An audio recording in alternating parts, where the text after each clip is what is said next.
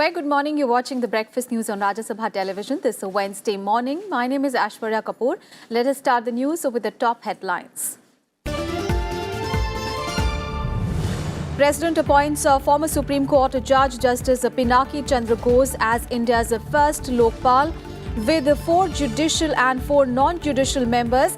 Lokpal to have powers to investigate a wide range of public servants, including the Prime Minister.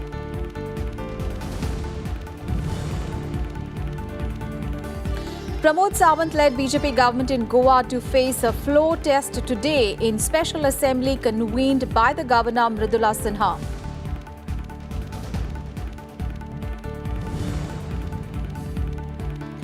Facebook, Twitter, TikTok to draft ethics code to prevent misuse of social media during Lok Sabha election. Decision taken after Election Commission meeting with the representatives of 6 prominent social media platforms. BJP steps up Main Bhi Chaukidar campaign. Prime Minister Modi to exchange holy good wishes with the 25 lakh Chaukidars in a nationwide interaction. Rahul Gandhi to campaign in Manipur and Tripura. And after France, Germany voices support for India, initiates move to label Jaish-e-Mohammed chief Masood Azhar as global terrorist by European Union. Measure will result in all 28 EU countries freezing Azhar's assets. The top story this morning, the newly formed BJP government in Goa will face the floor test in the State Assembly today. Goa Governor Mridula Sinha has convened a special session of the Assembly today to enable the Chief Minister to prove his majority in the House. Sawant exuded confidence that the BJP-led alliance would win the floor test and remain intact, adding that the party's allies are backing him. Government will also have 2 deputy chief minister. Is this true? Yes. इस government में 2 deputy chief minister रहेंगे. Number 1 deputy chief minister honourable Shri Sudin Dhavalikar ji, number 2 honourable Shri Vijay Sardesai.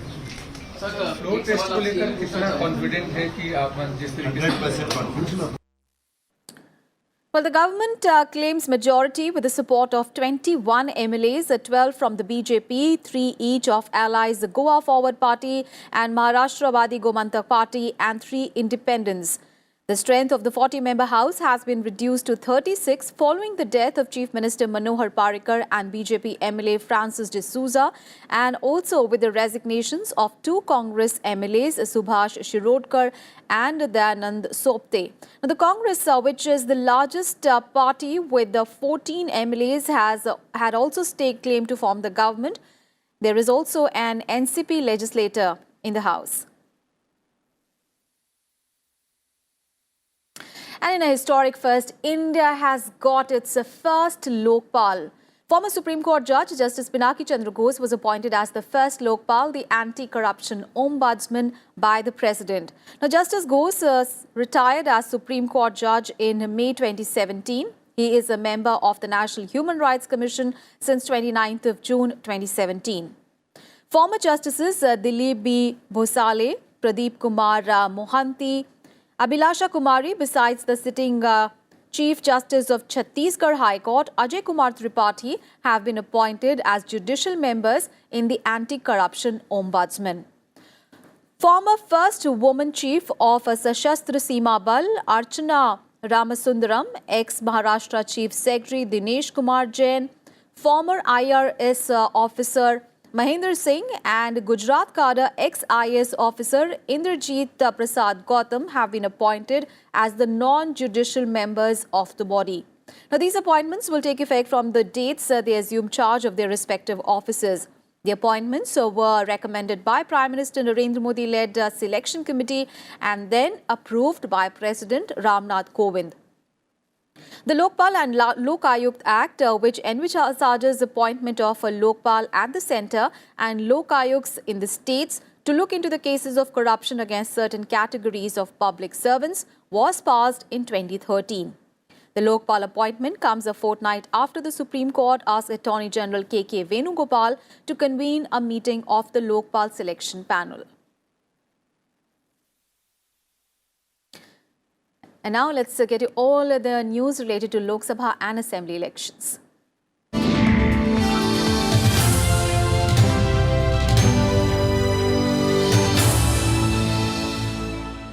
On the eve of Holi, Prime Minister Narendra Modi will address over 25 lakh Chaukidars through audio bridge medium as he steps up his Main Bhi Chaukidar campaign in the run-up to the Lok Sabha campaign.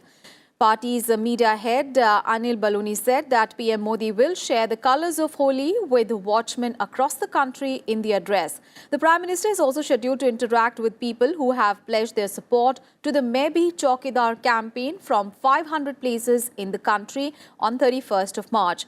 Now, noting that the watchmen work around the clock without taking any leave, Baluni said that PM Modi's initiative is aimed at highlighting the works of people like them, and added that it was an important step for improving the lot of last man in the line with the BJP's credo of Sabka Saath, Sabka Vikas.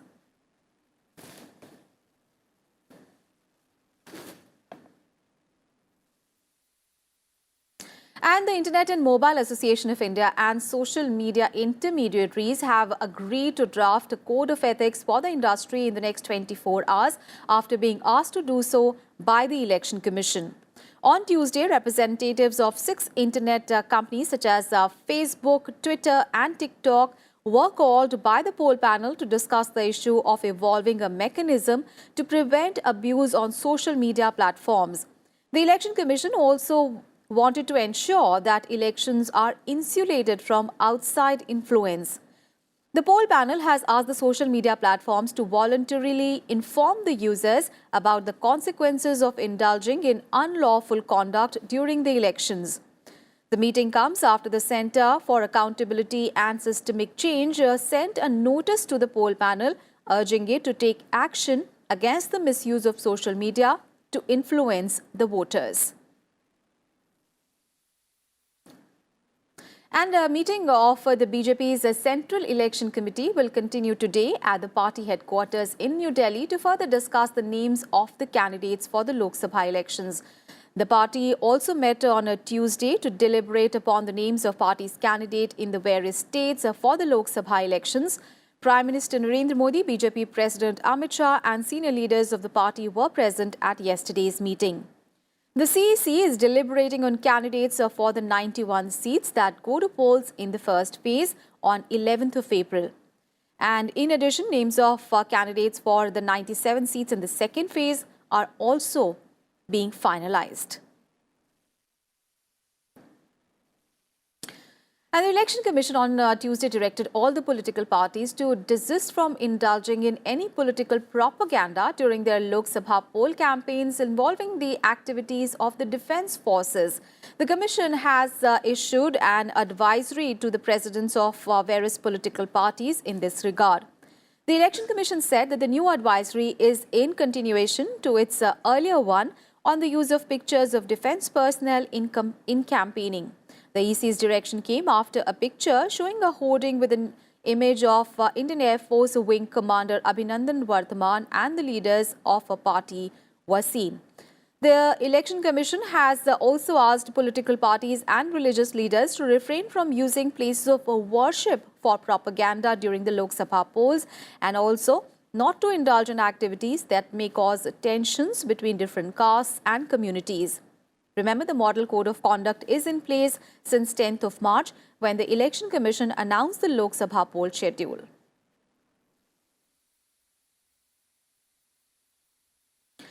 Finance Minister Arun Jaitley on Tuesday dubbed the 108 purported economists, alleging that government interference in statistical data are a fake campaign. He said that the compulsive contrarians have repeatedly signed memorandums of manufactured political issues against the present regime. In the 9th part of his Agenda 2019 series of blogs, Arun Jaitley highlighted the economic achievements of the Modi government. He asserted that the Central Statistical Organization, which handles the data management, always maintains an arm's length distance from the government and functions professionally and independently. He stressed that the period between 2014 to 2019 has witnessed the fastest ever growth of GDP in India for a 5-year term of any government.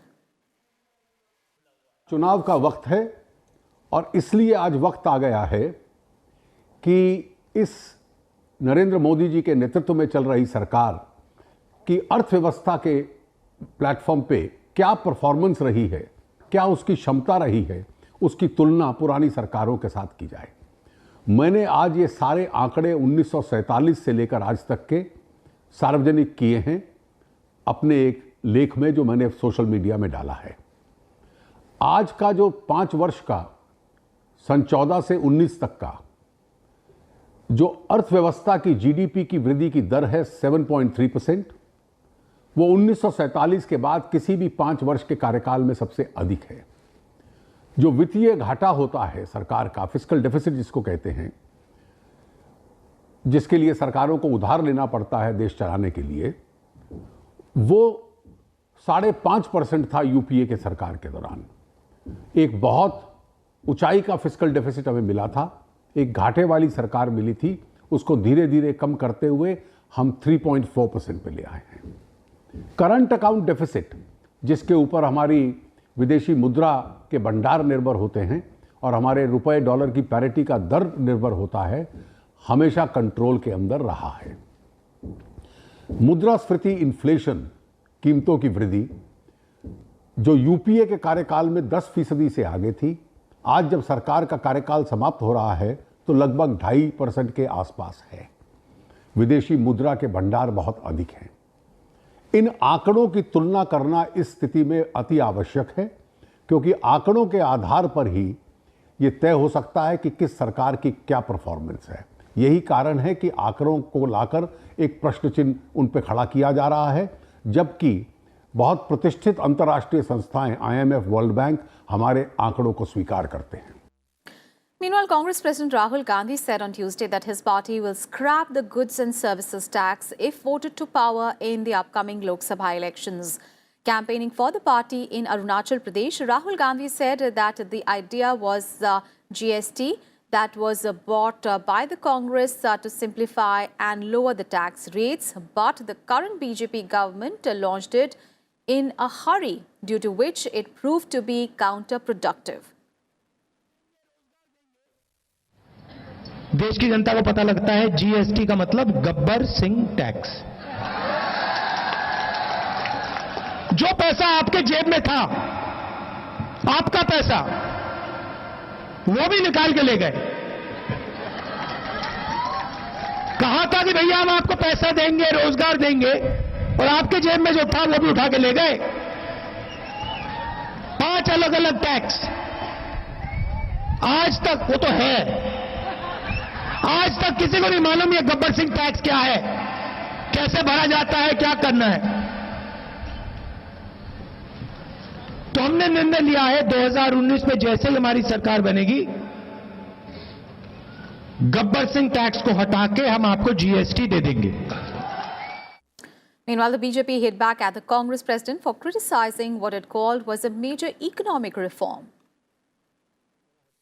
चोट आतंकवादियों को लग रही है, चीख कांग्रेस की निकल रही है। एक तरफ सबूत पाकिस्तान मांग रहा है और दूसरी तरफ सवाल कांग्रेस खड़ी कर रही है। तो इस तरह की ये जुगलबंदी जो है, ये जुगलबंदी इनके लिए भारी पड़ेगी, महंगी पड़ेगी, क्योंकि हमारे जो सुरक्षा बल हैं, उन सुरक्षा बलों ने देश की सुरक्षा के लिए, देश के सम्मान, आन बान शान के लिए पूरी मजबूती के साथ काम किया है और आतंकवादियों को ढेर किया है। And Congress General Secretary and in charge of Eastern Uttar Pradesh, Priyanka Gandhi Vadra, targeted the Uttar Pradesh government on Tuesday. Priyanka Gandhi said that the ground reality was different than what the state government has been portraying. Responding to the report card presented by the Yogi government on the completion of 2 years in office, Priyanka Gandhi said that there is a big difference between poll promises and fulfilling them. On the second day of her 3-day boat journey from Prayagraj to Varanasi, Priyanka Gandhi also offered prayers at the Sita Mahi temple. कि चाहे किसान हो, नौजवान हो, student हो, शिक्षा मित्र हो, आंगनवाड़ी, आशा बहु, सब प्रताड़ित हैं। सब प्रताड़ित हैं, उनको कुछ नहीं मिला। कहीं कहीं ऐलान हुआ है कि 17,000 की का आपको वेतन मिलेगा और आज तक नहीं मिला है। 2 सालों से 8,000 पे चल रहे हैं। तो किसानों को 60,000 तो जो प्रचार करते हैं और जो होता है उसमें बहुत फर्क है।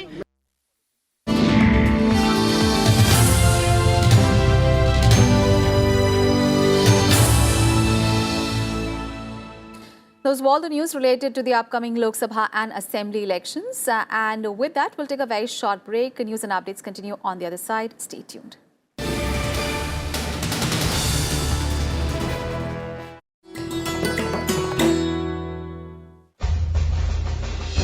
Enter the majestic forecourt of Rashtrapati Bhavan and you'll come across the Jaipur column. A gift to the Viceroy from Savai Madho Singh, the Maharaja of Jaipur, to commemorate the creation of the new capital. The 145-meter high column is crowned with 6 pointed crystal stars on a bronze lotus, and inside the stone shaft runs a steel tube which weighs a little more than 5 tons. The base of the column has text conceived by Lord Irwin and Sir Edwin Lutyens inscribed on it.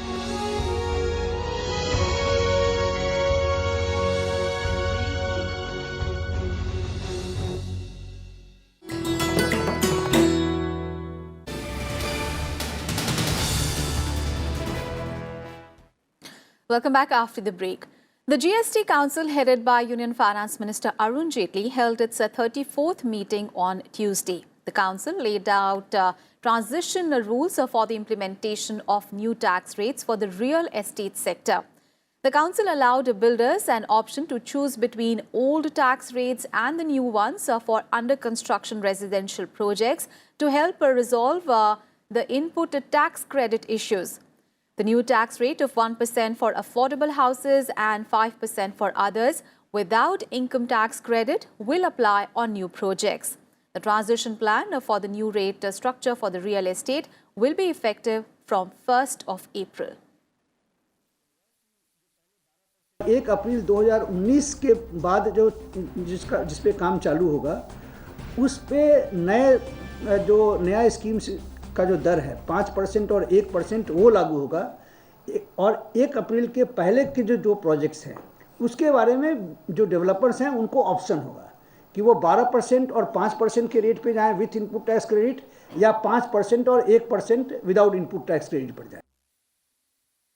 जो लोग option, जो नए rate के लिए जो options पे जब जाएंगे तो उनका जो ITC है उनको रिवर्स करना पड़ेगा। एक प्रोपोर्शनेट बेसिस का एक फार्मूला दिया गया है, तो उसके बेसिस पे उनको वो रिवर्स करना पड़ेगा। The GST Council has said that a reasonable time should be given, so that will be decided during the next few days in consultation with the states.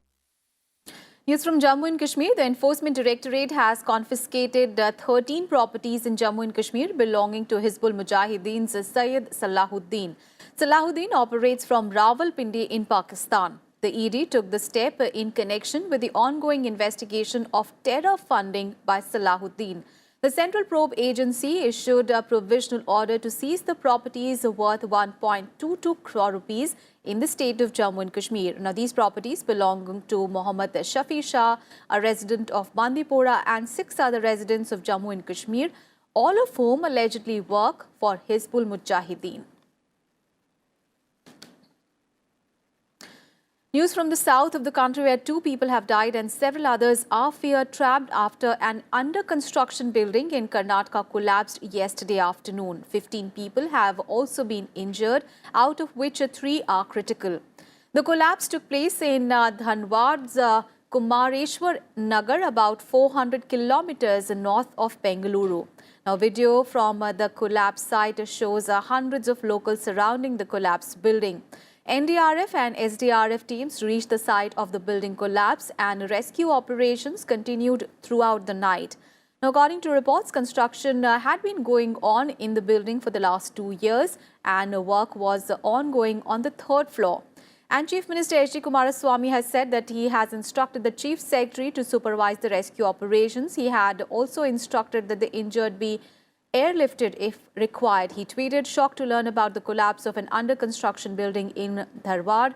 I have instructed the Chief Secretary to supervise rescue operations. I have also directed the CS to send additional resources and expert rescuers by a special flight to Dharwad." On to some other news. Amidst a debt-ridden Jet Airways massively cancelling flights and grounding most of its fleet, the Directorate General of Civil Aviation, or the DGCA, on Tuesday held an emergency meeting with the cash-strapped airlines. The DGCA during the meet told Jet Airways to immediately address a passenger's woes. DGCA said that it has instructed Jet Airways to comply with the relevant provisions of the applicable CARs for the facilitation of passengers regarding timely communication, compensation, refunds, and providing alternate flights wherever applicable. It added that the data will be constantly monitored by DGCA on a regular basis. The meeting comes after Aviation Minister Suresh Prabhu's direction to his ministry secretary to hold an emergency meeting after Jet Airways cancelled massive number of flights.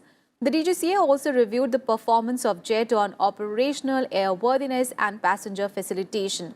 The DGCA Jet meeting came after the airline engineers on Tuesday raised a question mark on the safety of the planes being flown by the airline due to the non-payment of employees' salaries. Meanwhile, in more trouble for the Jet Airways, an umbrella body of its domestic pilots on Tuesday threatened to stop flying from 1st of April if their dues are not paid by March end.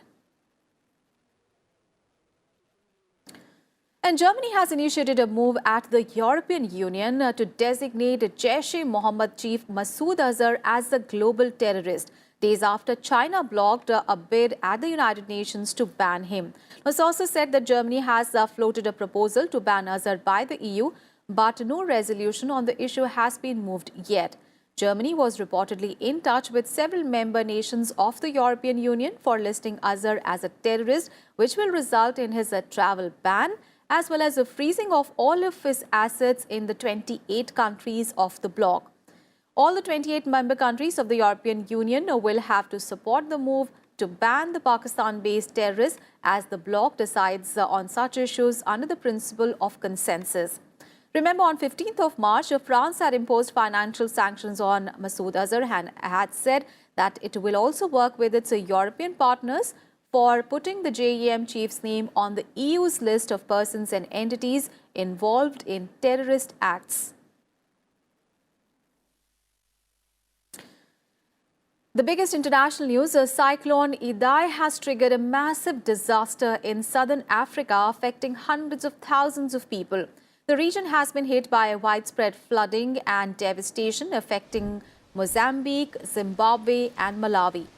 Mozambique's President Filipe Nyusi called it a humanitarian disaster of great proportion. He said more than 1,000 people may have been killed after the cyclone hit the country last week. Cyclone Idai made landfall near the port city of Beira on Thursday with winds up to 177 kilometers per hour. Mozambique's president also called it a humanitarian disaster. Meanwhile, in Zimbabwe, the government says that 98 people have been killed and more than 200 others are missing. The country's president, Emerson Mnangagwa, visited the country's flooded areas on Tuesday. He said that his government is in the process of assessing damage to provide adequate assistance, adding that neighboring countries, South Africa and Angola, have offered help. The European Union has also announced an initial emergency aid package of $3.97 million to Mozambique, Malawi and Zimbabwe. Britain has also pledged up to $7.96 million in aid. Sports news now. India will take on Bangladesh in the semi-finals of the 5th South Asian Football Federation Women's Championship in Nepal today. The Indian team had topped the group stage by defeating the Maldives 6-0 and Sri Lanka 5-0. In the last edition of the tournament in 2016, India had defeated Bangladesh 3-1 to clinch the crown. Since the tournament's inception in 2010, India have never been on the losing side, clinching all the 4 editions of the event. And in today's other semi-final, hosts Nepal will face Sri Lanka. The final will be played on Friday. And that is the wrap on this edition of Breakfast News. Thanks for watching. Have a great day ahead.